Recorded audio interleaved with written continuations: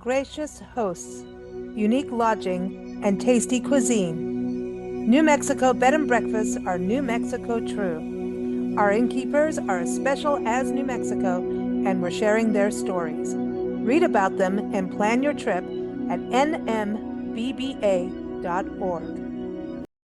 Hey, everybody, welcome to Big Blend Radio. We love our second Thursdays when we go to New Mexico and find out what to experience. We get to chat with innkeepers who are all part of the New Mexico Bed and Breakfast Association. So I encourage you to go to the website, nmbba.org. So when you think about New Mexico, we know it's the land of enchantment. So what do we think about winter? Well, there's all kinds of festivals. We talked about that last month, but there's also all kinds of outdoor experiences from skiing to bird watching. And our next two guests joining us are going to tell us all about it. We have Becky O'Connor back on the show. Her and her husband, Michael, own and run Casitas de Gila guest houses in Gila near New Mexico. Well, I would say near Silver City, New Mexico. Go to casitasdegila.com, and that's with a G, right? The Gila's with a G, Becky. Welcome back. It is, absolutely. So Yes. not a Thank you Gila, very I much. shouldn't Nice say. to see you, Lisa. You too, and everyone, Becky and the Grand, the Hacienda Estate, you guys are all, and the Adobe Pines and Inn are all featured from Taos in our Quality of Life magazine. So everybody check that out. It's a front cover story.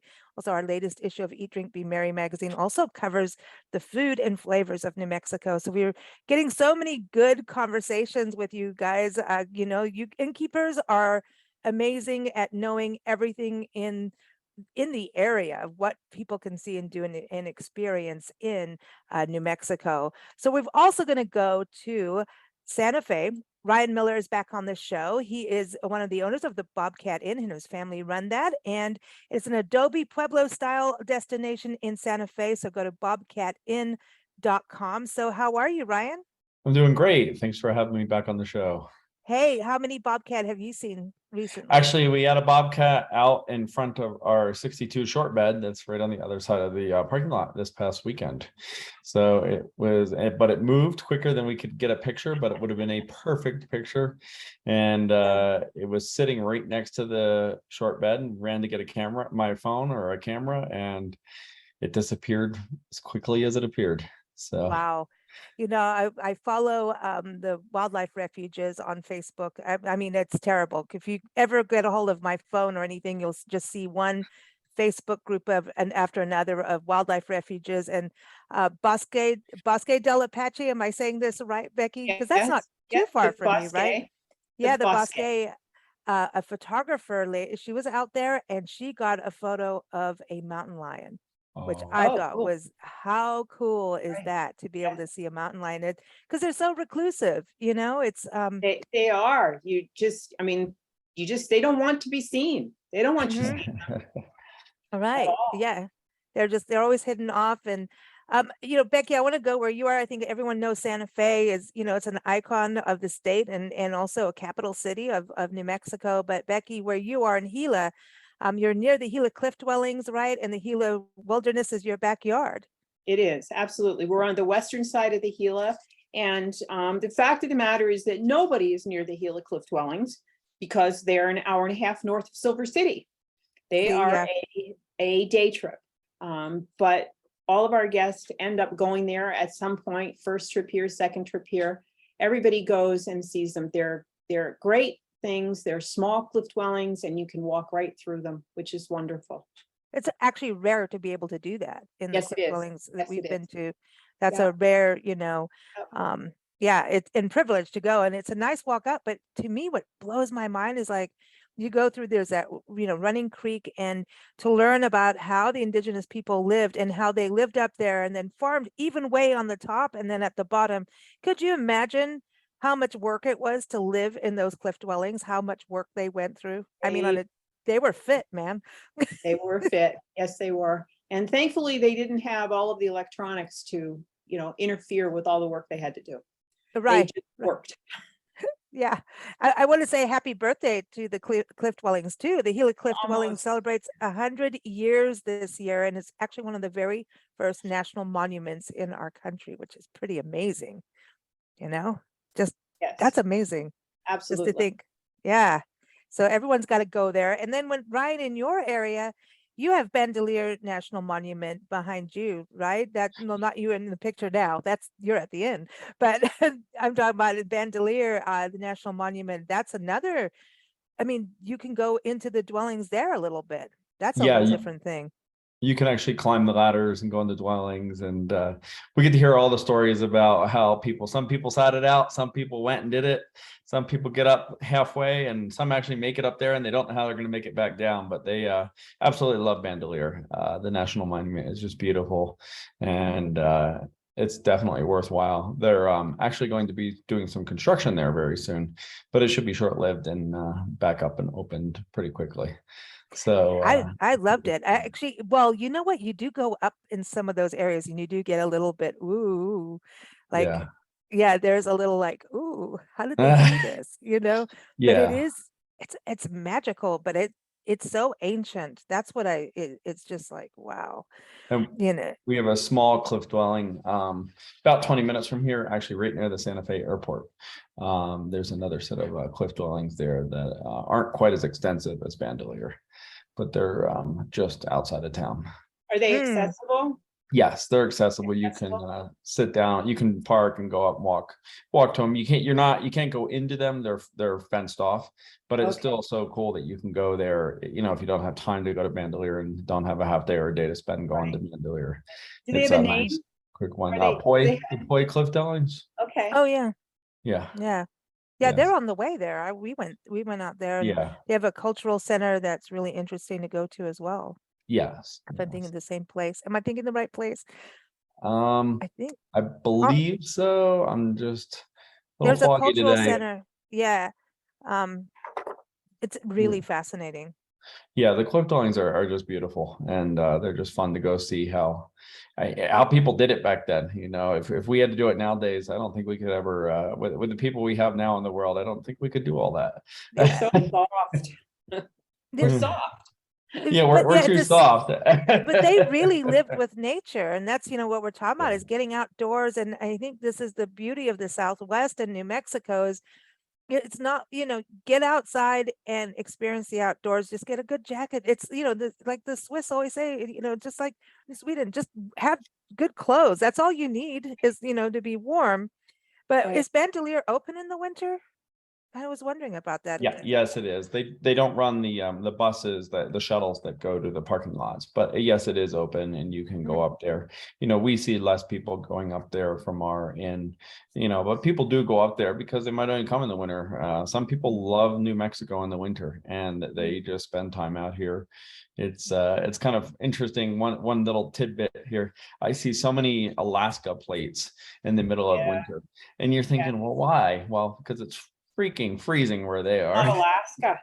Yeah. So we see a lot of Alaska plates here, and then we had a lot of people in Santa Fe. I don't know if you see this, Becky, that overwinter here in Santa Fe. Yeah, we do. We have the same thing down here, and we especially have Alaskans too. And a lot of people from Michigan, Wisconsin, Minnesota as well come down here. We're very fortunate in New Mexico because we really are a year-round state. You can do outside stuff all year long. You know, in the north, you've got the skiing and you still have hiking in the lowlands. And in the south here, Southwest, where we don't have the skiing, but we have really pleasant weather.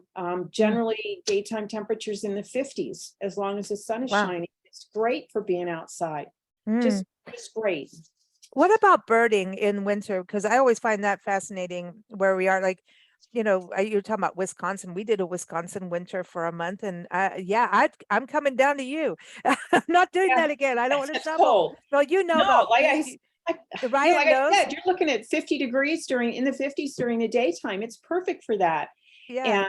And birding is year-round is very popular, and we have, you know, we've got summer birds and we've got winter birds, and there's 2 migration periods. So by November, the birds are done migrating, and the winter birds are here usually between November and March, and then they'll migrate again, and the summer birds will come in. And the best thing, New Mexico has 549 species of birds. Wow. In the state, it's the 4th highest state list in the United States. We have a lot of birds. That's And a you had lot. mentioned the Bosque del Apache before, and the sandhill cranes, where that's their home. And I have a little tidbit on that. Hmm. In today, there are 23,000 sandhill cranes in the Rio Grande Valley. We even have them down here along the Gila River in the wintertime. We get them. Wow. In 1941, there were only 17 cranes counted at the Bosque. This is Wow. at the So this is Bosque. a And today, wow. there are 17,000 cranes in the wintertime at Bosque del Apache. Is that So because of the conservation yeah, efforts? yeah, That's amazing. That's yeah, freaking amazing. I it love to is. hear stories like that. It You is. know, the wildlife refuges do a lot of good, we used to go to a refuge, Buenos Aires National Wildlife Refuge in Tucson, a very hidden thing, and they did it all for the bob quail, the masked Mm. someone's gonna, correct me on that. But I mean, it's amazing when you go through and all the, so many people that are birders know about these places in southern Arizona, but I would highly recommend if you go to Arizona, do the Sonoran Desert and the hummingbirds and all of that, like Madeira Canyon, Chiricahua, go up to you, because then you get that other level. Mhm. Like, Ben, you're not what, Yeah. 2.5 hours? I don't know.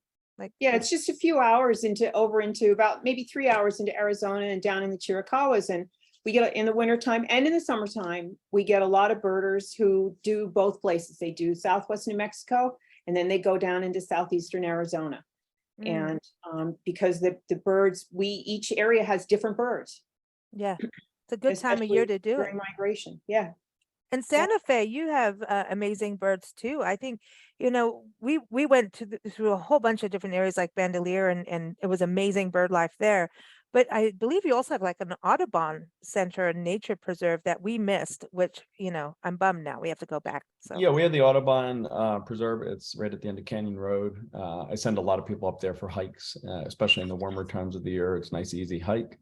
And the bird and the wildlife is just phenomenal there, just off Canyon Road. And one of the things that we've noticed in the last, I'd say 2 years, is we've been getting a higher amount of birders. And I have two people in the last year that were here just looking, just focused on all the I guess chirps or the noises the birds make. And they're able, both these people were able to identify, and they were studying ones here so they could identify more here. They can identify birds based on their chirps and their noises. And I thought, wow, that's very specific. And one of them turned me on to an app. I know it's in the iPhone, but I think it's on the Google Play Store too. It's called Merlin. It's a Yeah. thing that you can actually listen to. You can record a bird's chirp or noises, and then it will try to best identify the bird. And I've been telling guests about that because it's a pretty cool app, especially if you don't know what every bird is. I'm not the greatest with all the different birds out there. I really appreciate them. I love them. We have 2 sets of birds here too. We have some birds that stay year round. But ever since we've owned the property, we've owned the inn here for 7 years now. And the amount of increase of birds that I've seen are just crazy. We're starting to see more hawks, which is really encouraging here. And the hawks are just hanging out in the trees and on the power lines, and they're hunting right on our property, which is really cool to see. And we never used to see that until just a couple years ago. that's So exciting. And I think you're right about the Merlin app and listening, all the birders I know, because you're going to hear them before you see them half of the time with birds. And winter, this is the one thing. Winter, when a lot of the leaves are gone off the trees, this is a really good time of year to bird watch. You can see the Absolutely. birds a lot more. But we use an app called Seek, and that is inaturalist.org. And we've actually started putting up a map. I can't keep up with all the species of everything, but it's through National Geographic. And it's an amazing app where it's citizen science, and it could be plants, birds, animals, fungus. And I'm getting into that now. I'm a fungus freak. And I don't know what they are. I won't eat them. I'm not going to smoke anything. Don't worry. But it's like there's some magic mushrooms out there, I know, but I'm not touching it. But it is so cool because you put it up and then people go and comment. You have to figure out, is this this species. So people deliberate on it because sometimes things like certain birds are difficult if they're juvenile. Like somebody had a white, I thought was an egret, and it turned out to be a juvenile heron that was white. And I'm like, what? I didn't know that. Like, but then people deliberate and they use it for it's citizen science. They use it, all these, biologists and ecologists and nature centers around the world are using this data to actually know how the populations are doing. And you can create your own map. You just upload it. And so it's cool when you travel to places to learn about these new species, even if it's a type of moss, or you guys have all these juniper pines and things like that, for people to learn these new plants and new animals, new birds, and then be giving back in a way. And as travelers, as we become more about responsibility and responsible travelers, responsible destinations, and also what they're talking about now is regenerative travel. It's something like we as a travelers need to give back to your communities when we come in, and that's a way we can do it. And it's exciting to be part of that. Right. And there's another app, or it's not an app, it's a website called EBird.com. Oh yeah, that's run by cool. Cornell. And Yeah. People that are traveling in New Mexico and anywhere in the United States and probably the world can find birding hotspots by logging into eBird. I know the casitas, we have a page on eBird. I'm not the best at keeping it up to date, but we have guests that will list the birds that they've seen while they're here. So they'll show up on eBird and the casitas will show up as a hotspot. So that's awesome. another way people can see what's in an area at any particular time. And Cornell rocks. They are the head of birds. Oh yeah, they are the bird. They great. should just call it like the Bird University. Yeah. They so are. I have a few more little birding. Oh yeah. Trivia. Okay, so the common black hawk is the only breeds in New Mexico. It's the only place. I didn't know that. And generally in the Gila River area. So down in this part of the state, it's a bird that is on lots of people's life lists because this is the only place where you can find it. There's another bird that I think is on people's life list, the rosy finches. There are 3 species of them, and they are in the state between late November and early March, which is the winter season for birds. And they, all 3 of them can be seen. There are feeders in the parking area near Sandia Crest, up an hour from Albuquerque, and all 3 of those birds can be found there at those feeders, which is, again, for people that are really maybe have a life list or trying to find unusual birds. That's another great spot. And we get people that always want to come see the rosies. Here, and they leave here, they go south after they see what they want to see here, and those birders that have those big lists, and they do. That's a big one. It is. And then there's 2 red birds that are found in the Gila wilderness, the red-faced warbler, and I think it's one of the only really colorful warblers, and the painted redstart. Both of them are found in the Gila wilderness area. We've had painted redstarts here at the feeders behind our house. For our guests, we have bird feeders at each of the casitas that Michael made. Cool. And, they're pretty cool. And in this course in the summer, we have hummingbird feeders, and we keep bird seed on hand for people and encourage them to come and sit with their cameras. How do you keep the squirrels out of those feeders? They are squirrel proof. I can send you a picture of one of them, but yes, they are squirrel proof feeders, and the squirrels cannot get in them because that was our problem. Okay, but they're fun to watch getting into the feeders. I love this. I mean, I could watch squirrels all day. It gets expensive though. Oh yeah, it does it ever. Yes. That's really cool that people can do that. I know like the, Madeira Canyon, people do that with the hummingbirds, and to be able to just sit and watch birds and be relaxed, have whatever and you've got casitas, so people do their own food and drink and whatever they want to do. If they want to get out early in the morning, go bird watching. Yep. So that's, a cool thing. Just, hit the trails. So with snow where you are, because you're out in the boonies, really, and that, to me, that's attractive because, like, I want to be out in the boonies. It's nice and peaceful. It's like what we just talked about in our Quality of Life magazine was like you've got to disconnect at times, and but winter, tell us about getting to you. Is there any problems with big snow or anything like that? No, I mean, despite my background picture, That okay, melts quickly. that all the snow in that picture by the next day was completely Yeah. gone, or even later that afternoon, it was completely gone because it's never below freezing during the day. The sun Mm. comes out and boom, it's all gone. It's melted. It'll stay in the Mm. mountains, but everywhere else it's gone. So we'll get a few snowfalls a year, maybe an inch or two, and then they're gone. So getting around here and hiking, birding, and doing all the outdoor stuff in the wintertime it's easy. It's Mm. So what about for Santa Fe, Ryan? I mean, this is different than Pennsylvania, right? Well, yeah, I'm from Pennsylvania, and there Yeah. you had snow that would come down in December, and you wouldn't see the ground again till April. So, no, here the snow is pretty similar to what Becky's experience on the hill is. You get snow, you get 6-8 inches of snow. It usually melts by 5. Sometimes it sticks around for a couple days. One thing that is always I still get fascinated by is, we get temperatures above freezing most days too during the winter.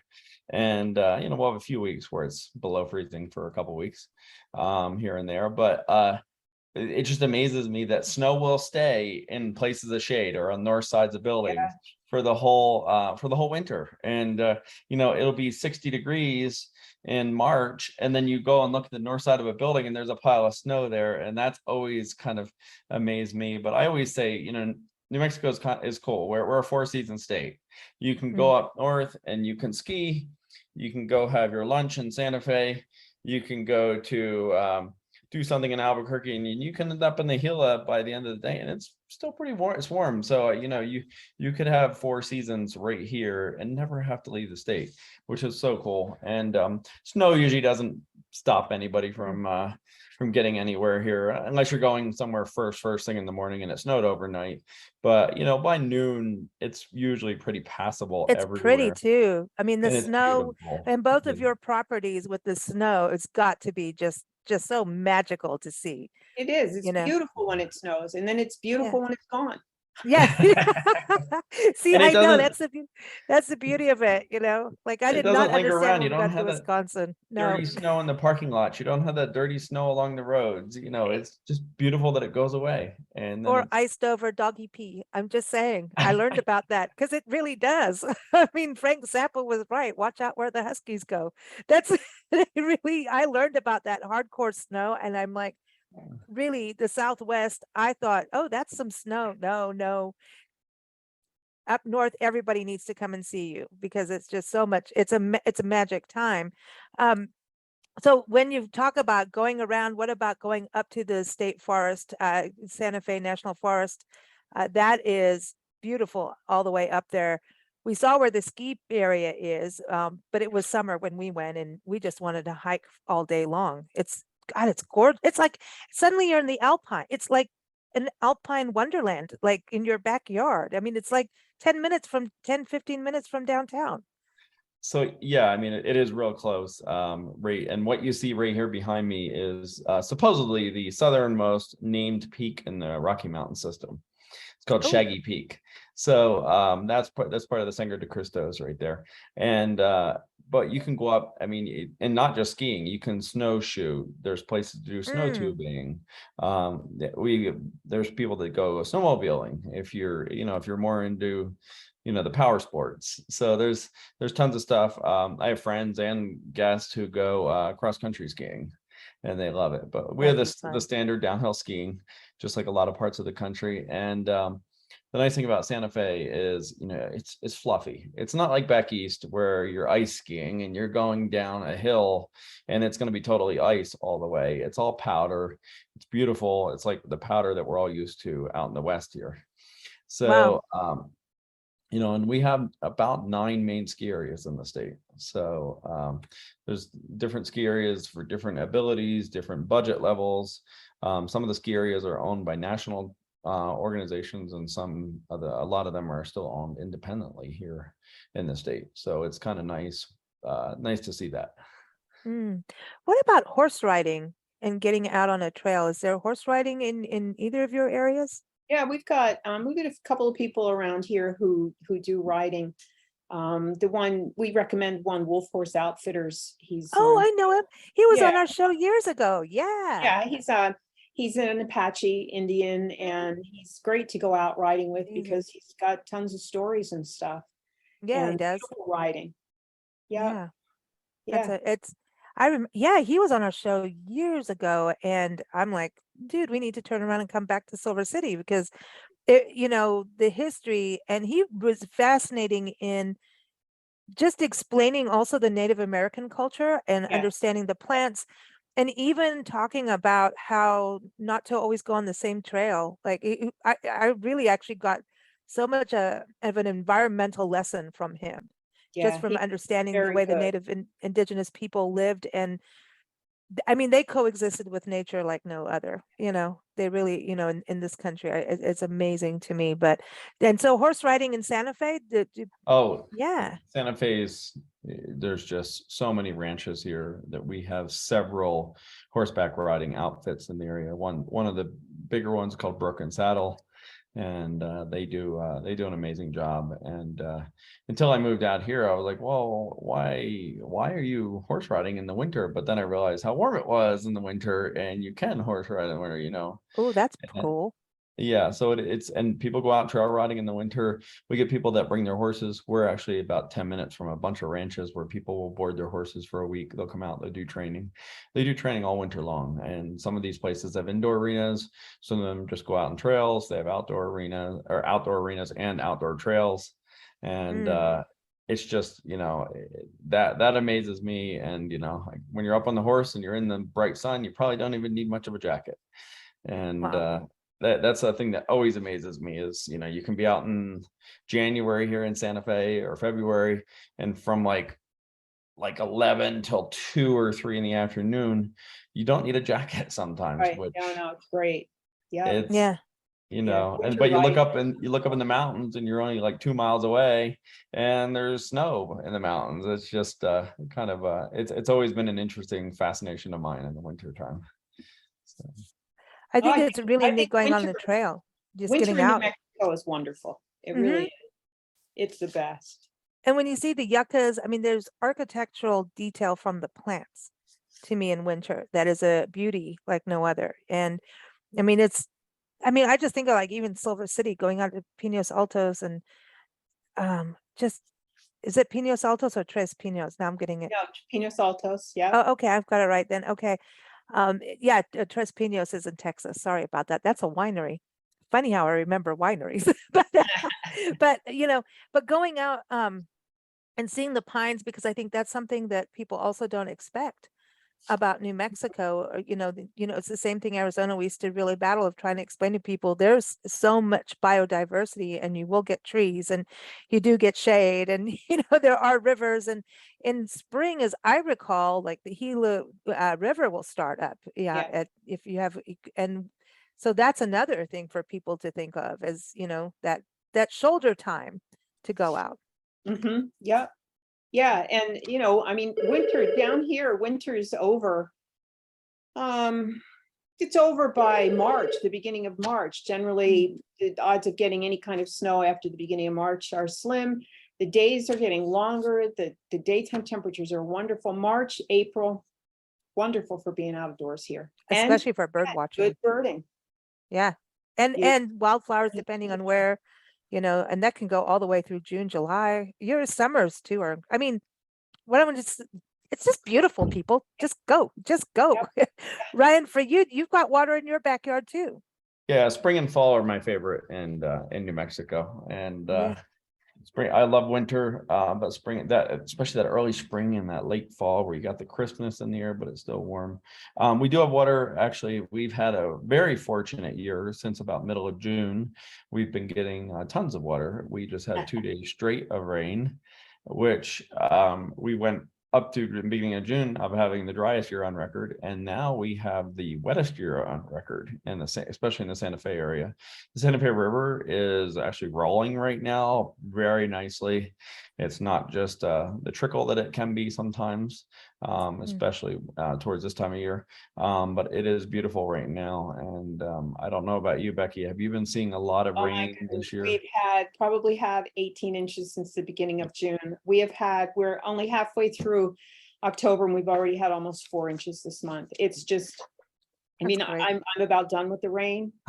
So I would like the desert to come back a little bit, but the Gila, again, our Gila River is really flowing. Bear Creek, which is down below us, is really flowing. Oh, Bear Creek's At beautiful. one point this summer, we had it, I've never seen it as high as it ran this summer. It was just phenomenal. It's great because Southwest needs the water. It really does. And the Gila River, that's a lifeblood. The Gila River is important. Well, Santa Fe too. Sorry, I won't take away. The other morning, my mother-in-law came up to the inn early in the morning, and she's like, "Well, it stopped raining." And we had at that point we just got out of 7 days worth of rain, almost rained 12 hours out of the day, which is totally atypical. Really unusual for that to happen in New Mexico. Yeah, and I said. You should be celebrating because this doesn't happen that often. This is an anomaly, a very good anomaly, but normally this time of year is pretty dry, and we all should be celebrating and dancing outside with this. And the water is just king here in the desert, and that's cool. That's one thing too. You're talking about New Mexico is a dry state in that the air is dry, the atmosphere is dry. For people with breathing problems, hiking is a pleasure. It's a lot easier than hiking, in, I don't know, the Appalachians, which I love that area, and love hiking. But I'll tell you what, there's a whole difference. When you're out in the Southwest, there's a better breathability. It's easier to breathe. Let's just put it that way. I used to live right off the Appalachian Trail back in Pennsylvania. Yeah, and, you know where I'm talking about. I know exactly what you're talking about. You get out there in July and August, and you're like it's like trying to breathe in water if we just had a couple of big storms. Yeah, but here you can breathe like it's nothing, and you can be 10 miles into a hike. Awesome. Well, thank you both for joining us again and keeping us posted on what's happening in New Mexico. I want to go bird watching. Tanagers, you guys get tanagers, right, in the summer? Oh yeah, the western, the scarlet. Yep, absolutely. I saw a tanager in Bosque del Apache in the summer. I think it was June, and I was like, wow. One thing also, because we talked about bird watching, I can't leave this without saying your state bird is the Roadrunner. The Roadrunner, yeah, absolutely. And neep. And one of my favorite pieces of public art in the world, and I've seen so much public art, is in Las Cruces. And it's the giant Roadrunner made out of all the old computers. And it was like, it's an environmental statement. It's all recycled stuff to become art, to show just how much stuff that we gather. And it's an icon. You've got to go there. It's a beautiful rest area too, because you can see out over the valley and all the agricultural fields and everything. So neat. I miss the Roadrunners. They're so fun. My favorite are the Ravens and the Roadrunners. Yeah, the Ravens, that's a big deal with you guys having a ton of crows and ravens. The Ravens are just so cool. They're so smart, but they're so dopey at the same time. They're goofy. Goofy is a better word. So the Ravens are just cool. But the Roadrunners, I always love the Roadrunners. We had 3 that lived on our property for many years, and I don't know if they just carried on or they became food for something, but we had 3 different heights, and one was like really tall, and we call them Larry, Moe, and Curly, and they were the coolest things. And then for about 3-4 years, and then they disappeared. Well, this year we're starting to see Roadrunners again, which we haven't seen them in like 2 years. 2 or 3 years. They do that. They come and go. I had one for a few years that would come up and peck on my office window while I was working. So that's cool. Do you get wild turkeys, Becky, out in your area? Oh, she froze up there. Hold on a second. There she is. Okay. I've also had a bear cub look in my office window. That did not please me, but oh no, come on, that's cool. I forgot that's right. You guys have bears up in the mountains. That's cool. Do you get them in Santa Fe? Oh yeah, we have bear came No, down because if and- there's a bear, Okay. Oops. So we have bear that have come down. Last summer we had more bear, more wildlife than ever. I'm not quite sure why, because it was a reasonably moist summer. were there But we had some fires? bear that got into some chicken pens in the neighborhood, but that's not normal for where we're at here in Santa Fe. But they came down. A mom and her cub came down too. So, but I bet Becky sees a lot more bear than we do. Well, in our office, apparently. Yeah, yeah, no, well, we don't, I mean, generally, the only time we have bear around is if there's a fire in the Gila and they're kind of pushed out of their area, and then we'll see them, but this was a mama, she had a couple of cubs, and, you know, they raided the trash cans, and it was, you know, we chased them up the creek, and Michael chased them up the creek, and by the time he got back to the house, they were back in the pickup truck. You know, it's just one of those things, but we did end up having them relocated. Because it's dangerous. It's dangerous to have a mama around. We've had a But- lot of coyote in our area this year. I mean, we always have coyote. We always hear coyote all year long. But this year we've had coyote right on our property, and this is the first year we've seen coyote right here. And cool. but they were menacing our fenced in areas where we let our dogs run.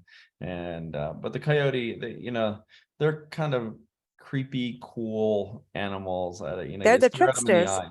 What's that? They're the trickster Oh, animal. and then they and stare at you like they're reading your soul, and it's like, Yeah. wow, you know, it's the it's just, closest to wolves, right? And you know, Yeah. think about New Mexico. I mean, the wolves used to run, you know, in your backyards, you know. And I know there's a wolf sanctuary out, and I think it's Candy Lordsburg. Kitchen, New Mexico. Oh, you said Yes. Candy Kitchen? Candy Kitchen, New Mexico. Correct me if I'm Ah. wrong there, Becky. I don't know. I think there's one down here as well somewhere. I'm not really too sure if that woman is doing it anymore. There hasn't been, I have not heard or seen anything about her for quite a number of years here. She may have.